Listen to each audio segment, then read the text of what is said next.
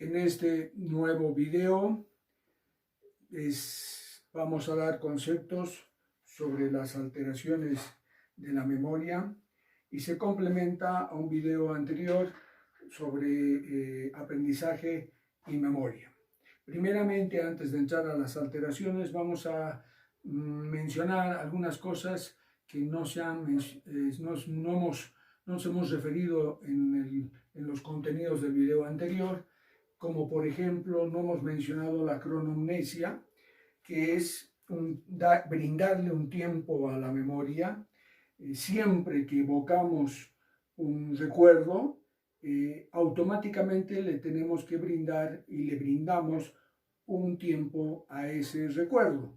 Esto está relacionado con estructuras del sistema límbico, como por ejemplo el hipocampo, que a través del fornix postcomisural se va a relacionar con los núcleos mamilares. Esta es la explicación por qué en lesiones del fornix voy a tener grandes alteraciones de la memoria. Otro aspecto que no habíamos mencionado o hablado es que en investigaciones de pacientes con alteración de consolidación de la memoria, es decir, con alteraciones similares al paciente Henry Molaison o paciente HM, se realizó toda una serie de actividad de aprendizaje, que es un aprendizaje de tipo implícito, es decir, se les hacía practicar que repitan los pacientes ciertas palabras.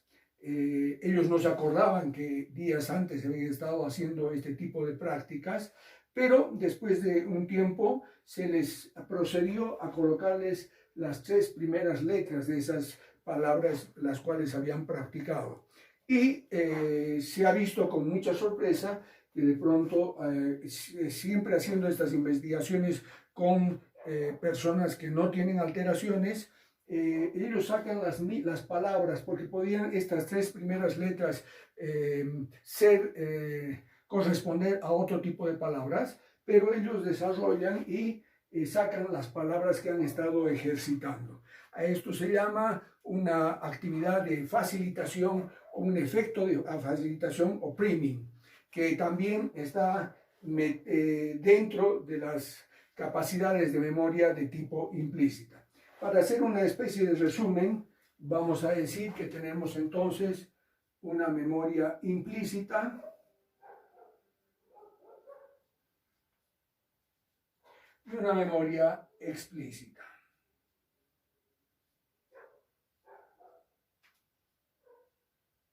Dentro de la memoria implícita hemos hablado de un aprendizaje no asociativo.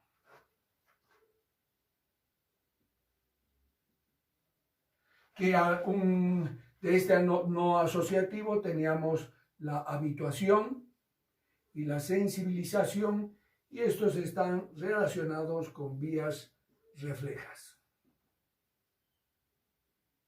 En cambio, el aprendizaje asociativo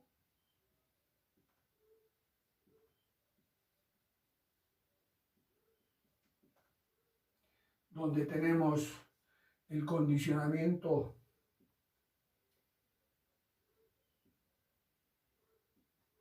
clásico y el operante, cuando tenemos una actividad de respuesta emocional,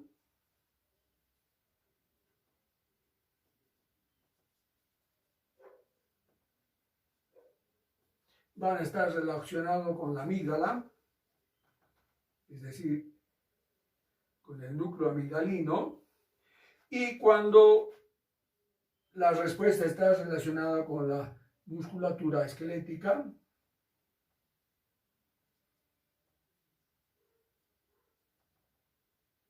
esta está relacionada con el cerebelo. En la de procedimiento, o sea, la memoria implícita de procedimiento,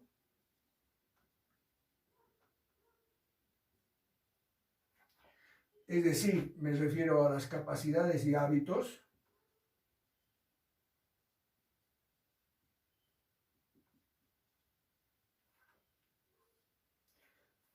Aquí está relacionado a los núcleos grises de la base o estriado. Y por último tenemos la sensibilización,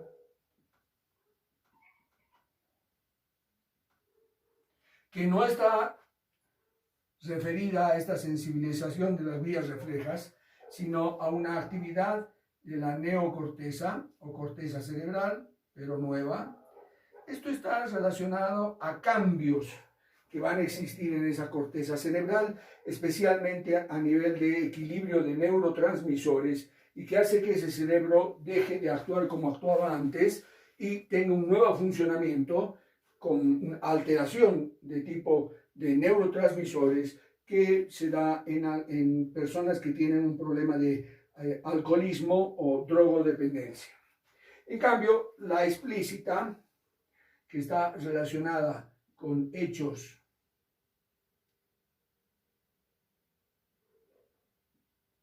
y con acontecimientos o sucesos,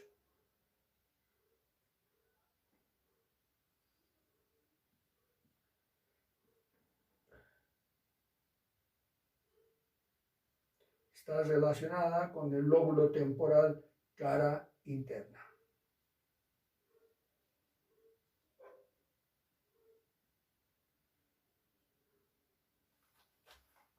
Bien, esto sería un cuadro donde prácticamente hacemos un resumen de todos los tipos de memoria y las estructuras que están relacionadas con los mismos.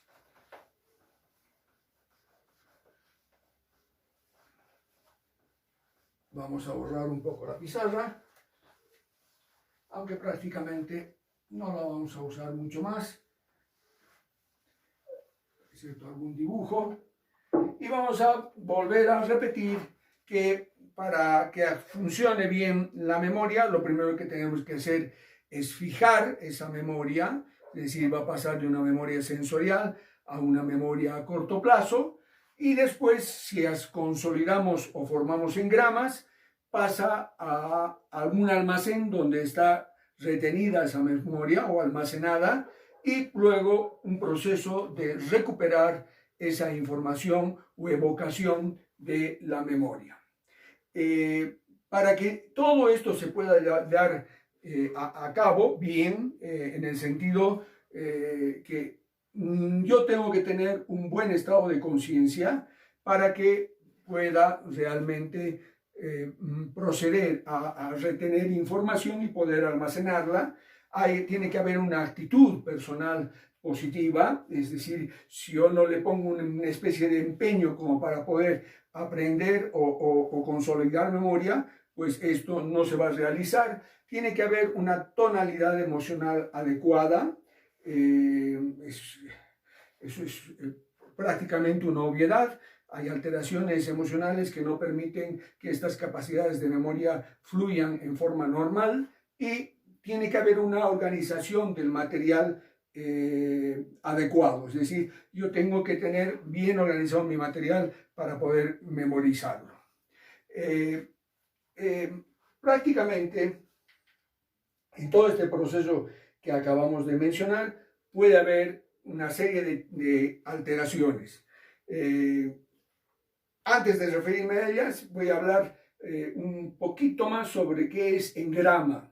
El crear engramas o consolidar memoria no es nada más que tener la capacidad de facilitar pasaje de información por ciertos circuitos neuronales. ¿Cómo se produce esto? Puedo yo, ustedes si se acuerdan, en una neurona está recibiendo 5.000 contactos funcionales, 5.000 sinapsis, muchas de esas excitatorias, otras inhibitorias, pero que en definitiva las excitatorias se van a convertir en señales de entrada, es decir, PEPs, y las inhibitorias en PIPs, y todo esto se va a integrar en el cono axónico, donde ahí se desarrolla el verdadero umbral de la neurona.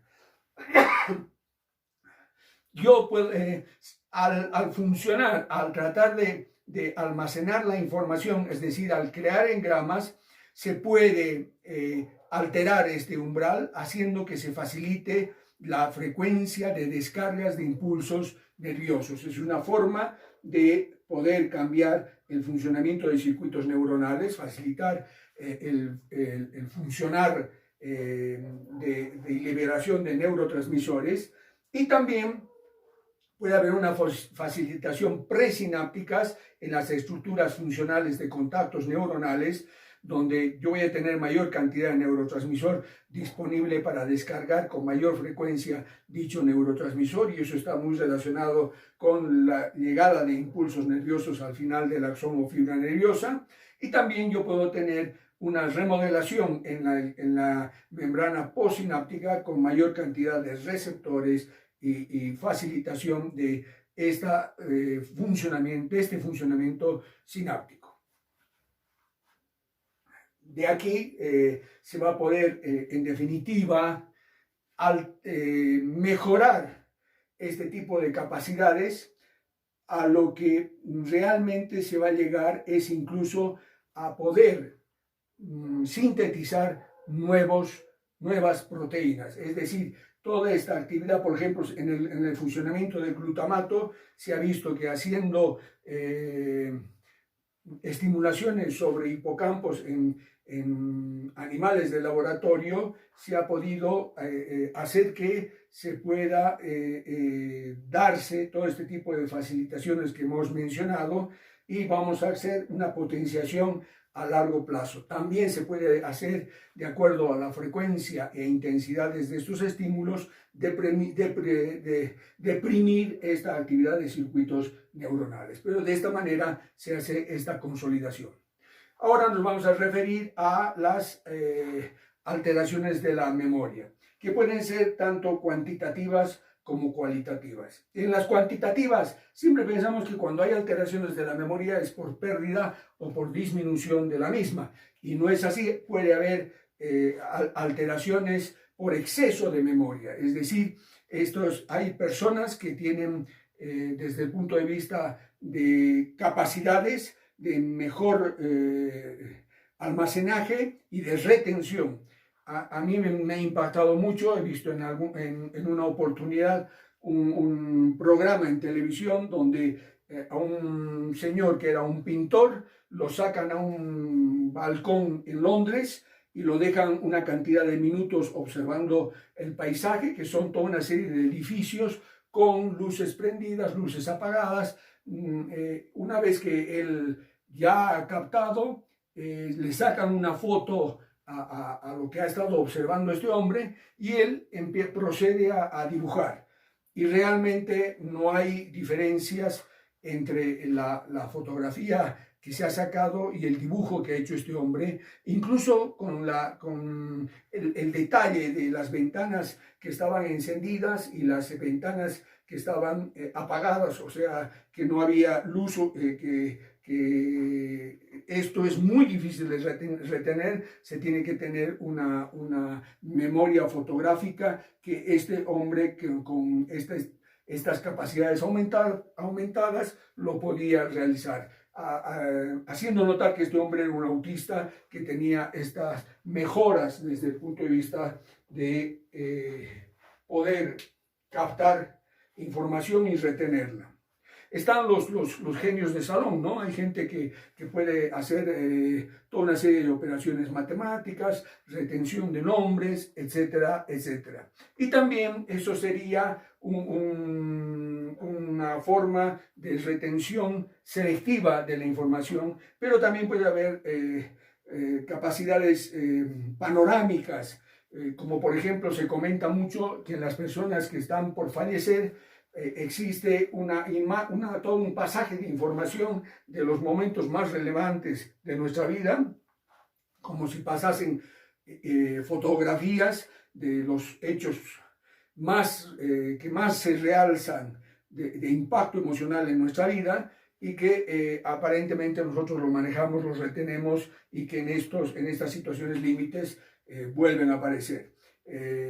También se ha visto en personas que tienen alteraciones obsesivas, que puedan tener este tipo de capacidades, también en los trastornos de estrés postraumático se han visto que hay personas que tienen este tipo de capacidades. Podemos tener alteraciones con defecto, es decir, con pérdidas de la memoria, que pueden ser tanto anterógradas como retrógradas. Aquí sí vamos a hacer un dibujo donde podemos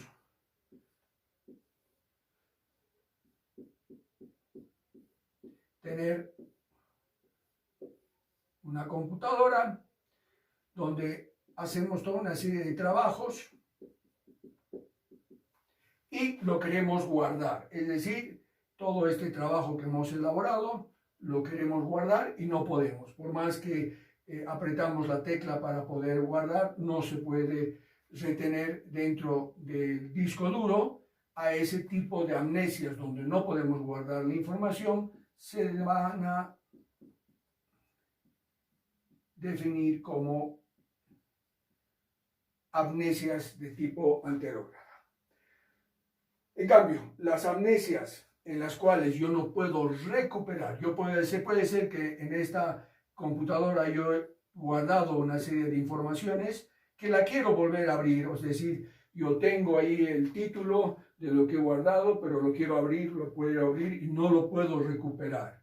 Esta es de tipo retrógrada, es decir, una amnesia de tipo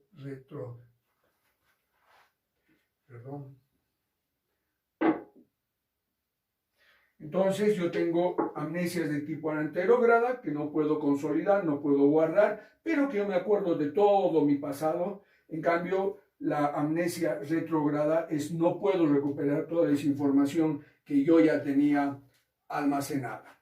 También puedo tener alteraciones de la memoria de tipo lacunar, es decir, son pérdidas de espacios que no tengo recuerdos, son periodos precisos y limitados de pérdida de información que a veces se observa en estados alterados de la conciencia, en personas que están alcoholizadas, en personas que han usado drogas, los famosos blackouts, es decir, yo he llegado a mi casa y no me acuerdo cómo ha pasado, cómo ha sucedido, desde el que he estado en un local consumiendo alcohol y luego aparezco ya estando en cama y en todo el trayecto del retorno a mi domicilio no me acuerdo. Eso es una amnesia de tipo lacunar. Y por último, la disociativa o también llamada psicógena, que son periodos en los cuales yo tengo incapacidad de recordar episodios que generalmente están relacionados con estados desagradables de mi vida, momentos en los que yo no quiero prácticamente que se guarden ese tipo de recuerdos y existe esta incapacidad de poder recuperar y se define como amnesia de tipo disociativa o psicógena.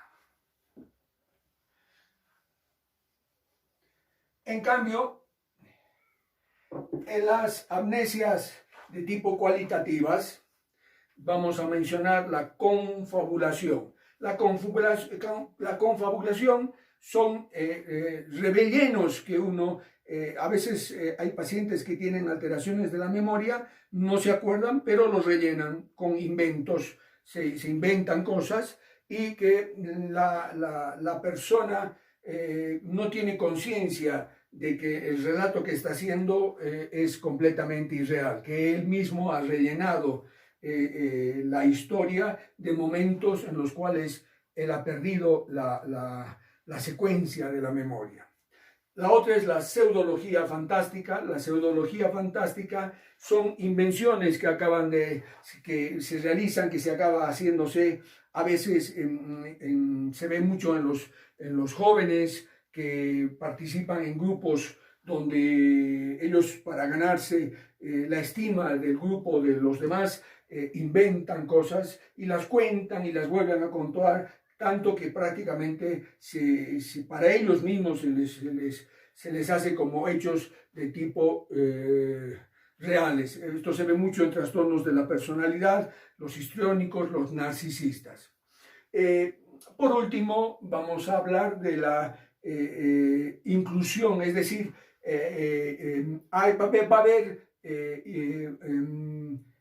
en hechos que yo estoy viviendo la ilusión de que esto ya me es familiar, yo ya he vivido esto, me parece como que esto ha sucedido ya antes, o de extrañeza, cosas que no me parecen que estuviesen sucediendo. Esto muchas veces va pasando y incluso se lo relaciona como hechos de vidas pasadas, pero que no es nada más que alteraciones de la memoria de este tipo, paramnesias que pueden suceder y que prácticamente toda la población ha tenido alguna vez hechos aislados de este tipo de vivencias, de fallas de memoria. No lo quiero hacer muy largo, es una, vuelvo a repetir, complementación a un video anterior, que con esto cerramos este capítulo de aprendizaje y memoria y vamos a dejar pasar la próxima semana para que nuevamente hacerles llegar videos de contenidos de su programa en psicobiología. Muchísimas gracias.